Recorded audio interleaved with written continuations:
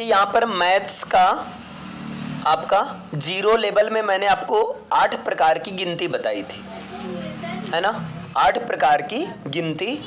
और first level में मैंने आप लोग को बताया था उस गिनती में से लगभग 6 प्रकार की गिनती या 4 से 5 प्रकार की गिनती सेकंड लेवल में पूरा काउंटिंग कंप्लीट हो गया था। यानी कि हम लोग का मैथ्स का 3 लेवल कंप्लीट है, जीरो लेवल, सेकंड लेवल और फर्स्ट लेवल।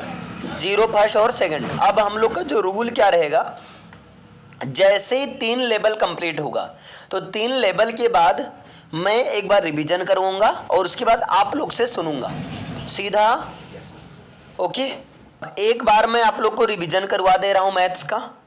बताइए, सबसे पहले था मैथ्स में मैंने बताया था मैथमेटिक्स की स्पेलिंग क्या होती है?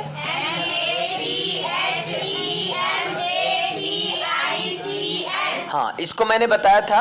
ही नाम का एक लड़का था, उसने अपने आगे मैट बिछाया, अपने पीछे मैट बिछाया और क्या किया था, ICS का एग्जाम दिया था। ये बन गया मैथमेटिक्स की स्पेलिंग,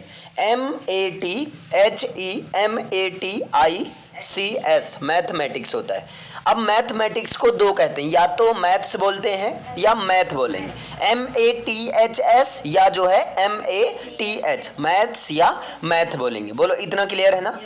अब मैथमेटिक्स में सबसे पहली चीज जो मैंने बताई थी वो थी काउंटिंग थी।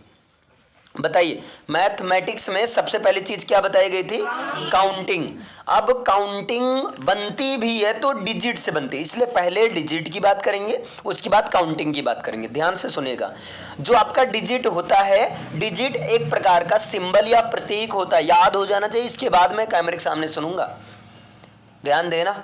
डिजिट जो है एक प्रकार का सिंबल या प्रतीक होता है, चिन्ह होता है।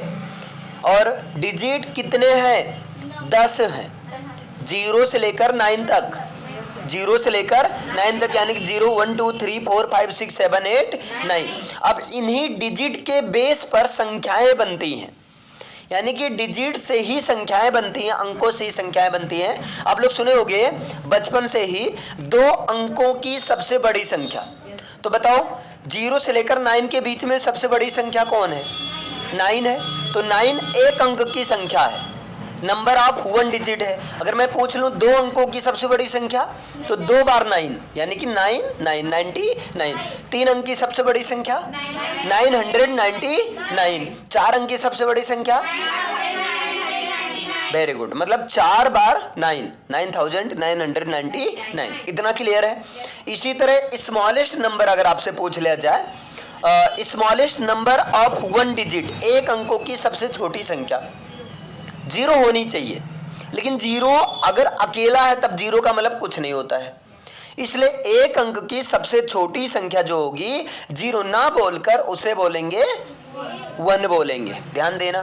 तो 2 अंक की सबसे छोटी संख्या 1 तो रहेगा ही, 1, और 0 का अकेले कोई मतलब नहीं है, लेकिन संख्या के पीछे लगने के बाद 0 का बहुत मतलब हो जाता है। तो 2 अंक की सबसे बड़ी संख्या, 1 के बाद 1 की कमी है, 1 0 लगा दो, यानी 10।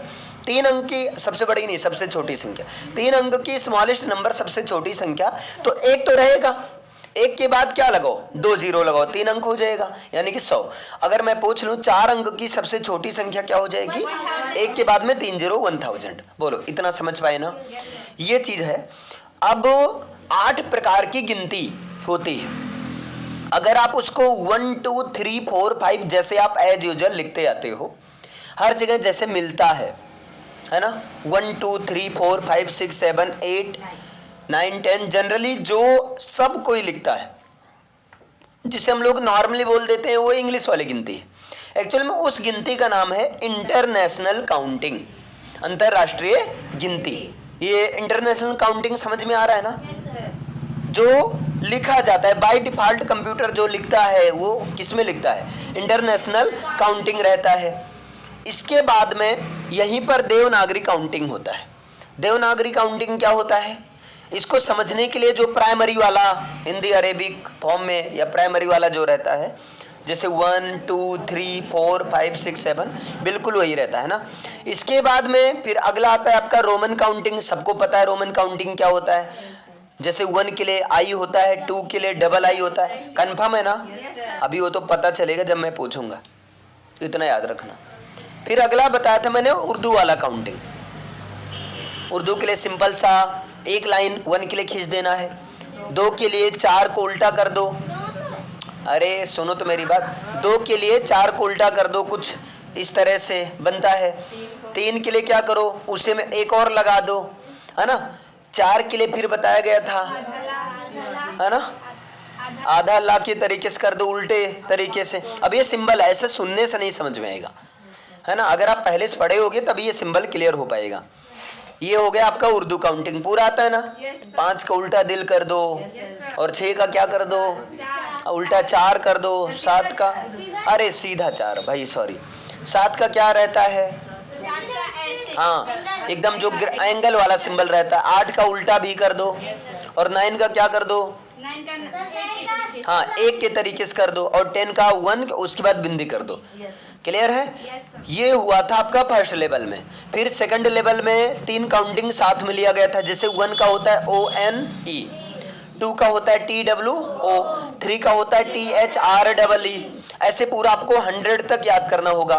फिर अगला बताया गया था एक, हिंदी में हिंदी वर्ड काउंटिंग, ए और का 1, दापरों की मात्रा 2, तापर बड़ी की मात्रा और ना 3।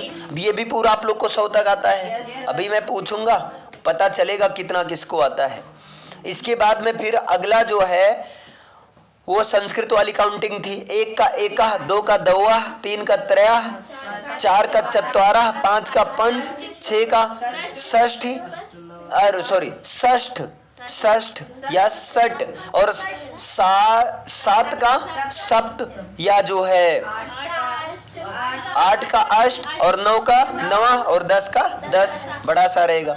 अब ये संस्कृत यानी कि सारा, और एक उल्टी काउंटिंग बताए थे, अपोजिट, बैकवर्ड, बैक काउंटिंग। जैसे 199, 98, 97, 96, 95, 94, 93, 92, 91, 90, ऐसे, यानी कि उल्टा करना है कि कम करते हुए। यहां तक मैंने पढ़ाया है आप लोग को। क्लियर है? अब इतना एक बार आप लोग को सुनना है, इसके बाद फिर आगे कंटिन्यू करना, यानी कि हर 3 लेक्चर के बाद मैं काउंटिंग सुनूंगा। क्लियर? और ये ओरल, एक तरह से ओरल टेस्ट आप समझ लो। हर 3 लेक्चर के बाद ओरल टेस्ट होगा, उसके बाद में रिटन तो होगा ही। ओरल टेस्ट के लिए रेडी हो? ओके एवरीवन, चलिए फिर पहले टेस्ट ही होता है।